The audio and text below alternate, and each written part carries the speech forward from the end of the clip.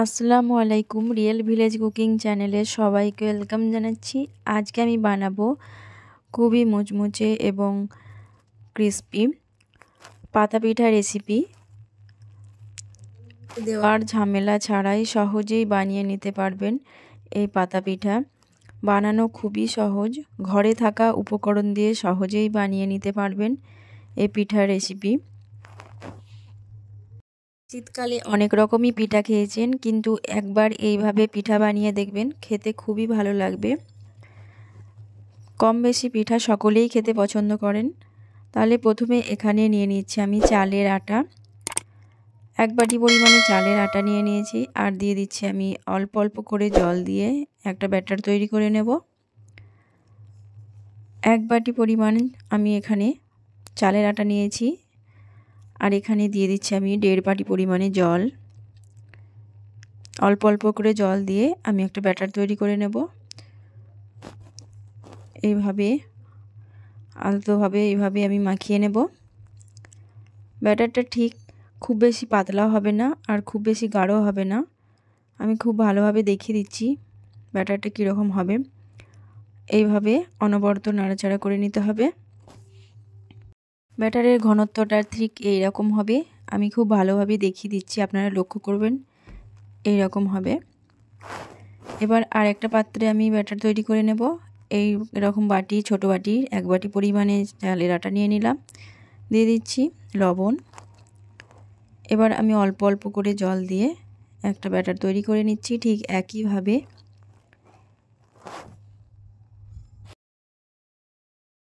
যে বাটির আমি আটা নিয়েছি, সেই বাটিতেই আমি 1.5 বাটি পরিমাণে জল লাগবে। অল্প অল্প করে জল দেব, আর এইভাবে মাখাতে থাকবো। অল্প অল্প করে জল দিয়ে আমি একটা ব্যাটার তৈরি করে নিচ্ছি। আপনারা দেখতেই পাচ্ছেন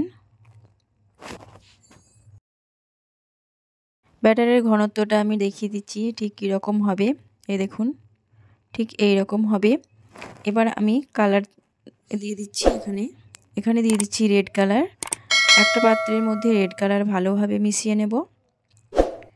খুব ভালোভাবে মিশিয়ে নিতে হবে। কালারটা দেখতে খুবই সুন্দর লাগছে। এই রেড কালারের একটা ব্যাটার তৈরি করে নিচ্ছি, আর একটা সাদাই থাকবে। এইভাবে আমি খুব ভালোভাবে ব্যাটারটা তৈরি করে নিচ্ছি। এই দেখুন, ব্যাটারের ঘনত্বটা ঠিক এইরকম হবে। দুটো পাত্রে দুটো আমি ব্যাটার নিয়ে নিয়েছি। এবার নিয়ে নিচ্ছি আমি কাঁঠাল পাতা। এই দেখুন, কিছু আমি কাঁঠাল পাতা নিয়ে নিয়েছি। আমি ভালো করে ধুয়ে পরিষ্কার করে নিয়েছি। এর মধ্যে আমি কিন্তু তেল দেব না, আমি এর মধ্যে কিছুটা ব্যাটার দিয়ে দিচ্ছি। খুব ভালোভাবে পরিষ্কার করে এর মধ্যে কিছুটা ব্যাটার আমি লাগিয়ে দিচ্ছি।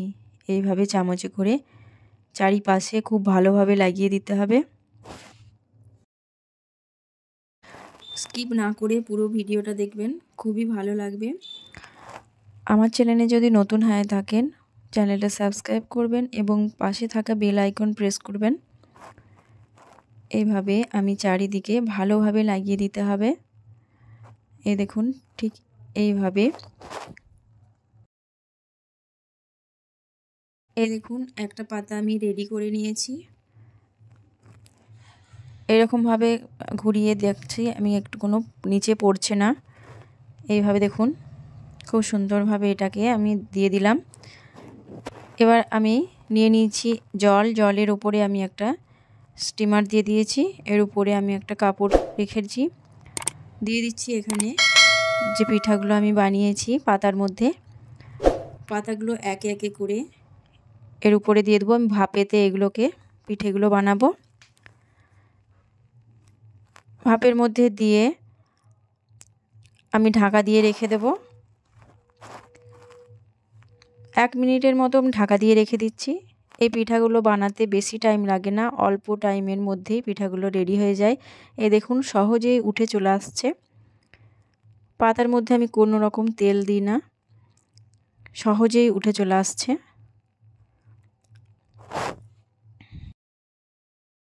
একইভাবে আমি সবকটা পিঠে বানিয়ে নেব। আবারও একইভাবে আমি পাতাগুলো দিয়ে দিচ্ছি। এইভাবে চারিপাশে দিয়ে দিতে হবে। দিয়ে আবারও ঢাকা দিয়ে রেখে দেবো 1 মিনিটের মতো। 1 মিনিট ঢাকা দিলেই হবে। এ দেখুন আবারও পিঠেগুলো বানানো হয়ে গেছে। আমি এগুলোকেও তুলে নেব, আর বাকি যে কটা আছে সব কটা আমি বানিয়ে নেব।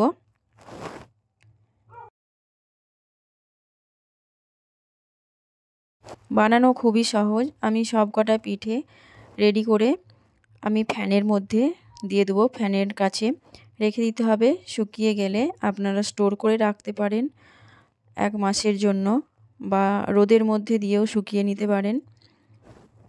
শুকিয়ে গেলে আপনারা যে কোনো টাইমে এগুলো তেলের মধ্যে দিয়ে ভেজে নিলে খুব সুন্দর মুচমুচে এবং ক্রিস্পি পাঁপড়ের মতো খেতে লাগবে, খুব ভালো লাগবে খেতে। এই দেখুন পাতার থেকে সহজেই উঠে চলে আসবে। আমি একটা দেখাচ্ছি, দেখুন এই দেখুন সহজেই উঠে চলে আসছে, কোনো রকম ছিঁড়ে যাচ্ছে না। এই দেখুন পিঠাটা সহজেই উঠে চলে এলো, দেখতে খুবই সুন্দর।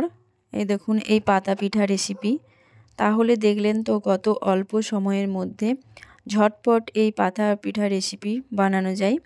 আমি আরেকটা আপনাদেরকে দেখাচ্ছি যে কত সহজেই পাতার থেকে উঠে চলে আসছে। আমি এই পিঠেগুলোকে ফ্যানের তলায় রেখে দেবো। শুকিয়ে গেলে আমি এগুলোকে স্টোর করে রেখে দেবো। যখন খুশি আপনারা তেলের মধ্যে ভেজে খেতে পারবেন। দেখুন দেখতে খুবই সুন্দর লাগছে এই পাতা পিঠা। তাহলে আমার এই রেসিপি আপনাদের কেমন লাগলো অবশ্যই কমেন্টে জানাবেন। ভালো লাগলে চ্যানেলটা সাবস্ক্রাইব করবেন নতুন নতুন রেসিপি পাওয়ার জন্য। একবার বাড়িতে না বানালে আপনারা বুঝতেই পারবেন না যে এর টেস্ট এতটাই। পিঠা তো অনেক রকমই খেয়েছেন, একবার এই পিঠা বানিয়ে দেখুন, খেতে খুবই ভালো লাগবে। আর এটাকে স্টোর করেও রাখতে পারবেন।